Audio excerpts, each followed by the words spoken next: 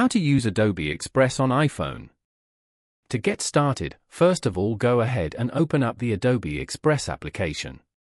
You will then be taken to the Adobe Express homepage. Once you're here, go to the bottom panel and tap on the plus icon. Scroll down and select the size of the post you want to create. For example, poster A3. Over here, swipe to explore the different posters available and select the one you like. You can now edit this poster as you like using the edit options.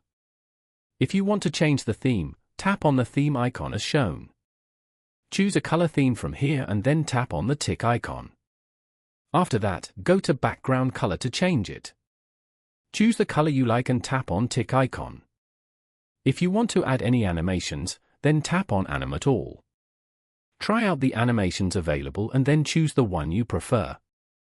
For example, Bloom. After applying, tap on the tick icon to save it.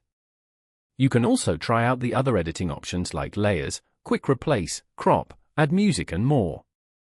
Once you're done, tap on the download icon at the top right corner. Here, tap on Download below. After downloading, tap on OK.